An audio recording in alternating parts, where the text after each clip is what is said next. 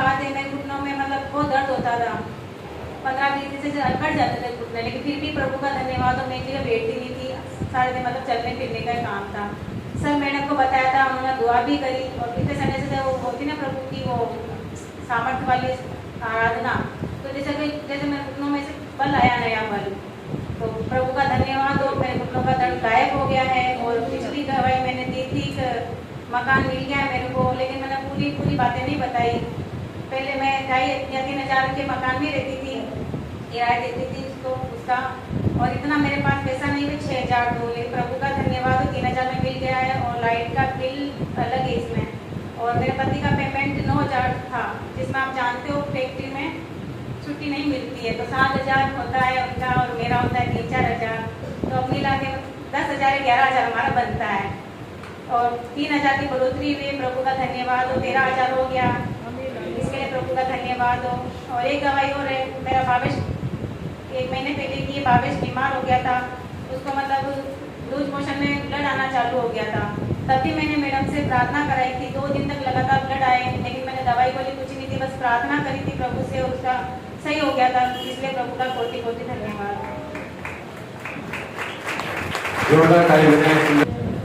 जैसा कि आप जानते हैं, दीदी ने अभी बोला कि मेरी काफ़ी बड़ी गवाही है, मेरा जीवन सचमुच परमेश्वर का दिया हुआ है, और सच में पिता ने मुझे बचाया। मैं जिस कंडीशन में थी, काफ़ी जने जानते हैं, काफ़ी लोग नहीं जानते होंगे, लेकिन मेरी कंडीशन ऐसी थी कि मैं अपने बच्चों तक को नहीं पहचानती थी, लेकिन परमेश्वर ने मुझे नया जीवन दिया, मुझे उठाकर खड़ा किया, मैं उसके लिए परमेश्वर का कोटि-कोटि धन्यवाद करती हूँ। सच में दिल की गहराई से धन्यवाद करती हूँ कि परमेश्वर ने मुझे एक नया जीवन दिया। और काफ़ी टाइम से मुझे परेशानी थी, मेरे बॉडी में ना मतलब जगह जगह मुझे गिठाने होती थी,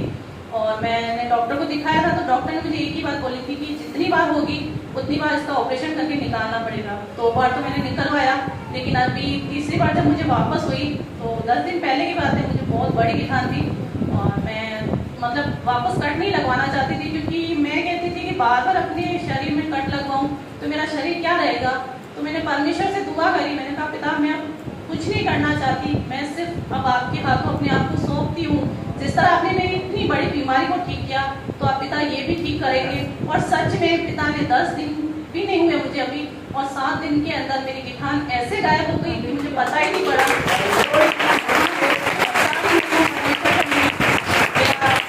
छोटा बेटा अभी काफ़ी दिनों से मतलब उसके गले में बहुत छाले हो रहे थे, मैं परेशान हो रही थी,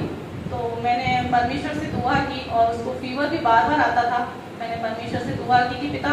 आप सब कुछ कर सकते हैं, इसे भी आप ही ठीक करेंगे, और सच में पिता ने इसे ठीक किया। आज ये बिल्कुल सही सलामत है, उसके लिए परमेश्वर को कोटि-कोटि धन्यवाद। एक्चुअली में मैं यहाँ स्टेज पे आना नहीं चाह रहा था, मेरे पाँव जैसे 100 के हो जाते हैं, क्योंकि जब हम परमेश्वर से जब भी दूरी बना लेते हैं, तब हम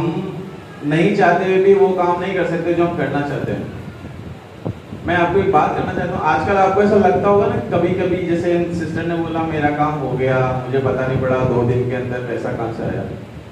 तो ये सब आप लोग जो प्रार्थना योद्धा हैं, जो आप लोग एक दूसरे के लिए प्रार्थना करते हैं, जिसको आप एक दूसरे को जानते भी नहीं है कि कौन आपके लिए प्रार्थना करता है, तो ये उन लोगों के लिए है कि न जाने कौन मेरे हक में दुआ करता है, डूबता हूं तो समंदर उछाल देता है। मैं एक बात करना चाहता हूँ, मैं था लखनऊ के अंदर बाइबल कॉलेज में, एक फ्रेंड था मेरा संतोष मसीह, जो कि बंगाल बोले तो कबाड़ी का काम करता था, और बहुत गरीब पुअर लड़का था। एक दिन रात को 12:30 बजे करीब वो मेरे पास आया, बोला मेरे आके एक सीने से लग गया और रोने लग गया, बोले ब्रदर मेरी वाइफ प्रेग्नेंट है, और जो बच्चा है ना उसके गले के अंदर 2 बार ऑइड्री आ गई है। तो उस समय क्या था कि कोई भी परेशानी होती तो हम अपने माँ बाप को फोन नहीं करते थे, ना टीचर को बताते थे, हम सिर्फ ये की इच्छा होती थी कि हाँ खुदा है, उसके अलावा किसी को नहीं बोलना।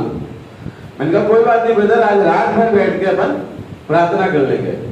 और आज अगर आप मुझे कहोगे 15 मिनट दुआ कर दे, शायद मैं नहीं कर पाऊँ,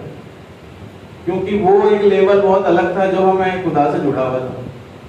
हम लोग गए और हम लोगों ने एक दूसरे का हाथ पकड़ा, रात भर 1 घंटा 1.5 घंटा वो करते दुआ, 1 घंटा 1.5 घंटा मैं दुआ करता। हम दोनों ने ऐसे रात भर निकाल दी और सुबह नहा धो के कॉलेज में बैठ के पढ़ाई कर ली। 2 बजे करके हमारी छुट्टी हुई। भैया से बात कर, मैंने कहा ब्रदर क्या हुआ, तो उन्होंने मुझसे बात नहीं करी। मैंने कहा पता नहीं क्या हो गया। सेकंड डे हुआ, सेकंड डे भी उनसे मेरे से बात हुई, तो मैंने कहा क्या हुआ ब्रदर, बोले यार भैया अपन ने जिस दिन से प्रार्थना करी उनसे उनको खांसी शुरू हो गई है, और खांसी शुरू होने के बाद उन्होंने पूरे लखनऊ के जितने डॉक्टर थे सबको लिखा दिया और कभी भी उनकी खांसी बंद नहीं हुई। मेरे को थोड़ा सा देखो क्या होता है, हमारे विश्वास की कमी होती है। मैंने कहा सोचा, मैंने कहा प्रार्थना उल्टी तो नहीं करती मैंने, हाँ सच बात, पर ऐसा नहीं था। तीसरे दिन जब मैंने बात करी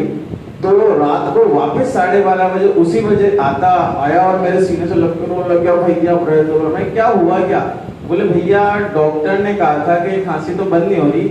पर जो 3 दिन तक तुम्हारी पत्नी खांसती रही, उस खांसने के कारण उसके बच्चे की ऑर्टरी बाहर निकल गई। कभी कभी हमारे को ऐसा लगता है कि हमारा जो काम हो रहा है वो शायद उल्टा हो रहा है, पर अंत में जीत आपकी होगी। इसलिए एक छोटी सी बात है कि हमेशा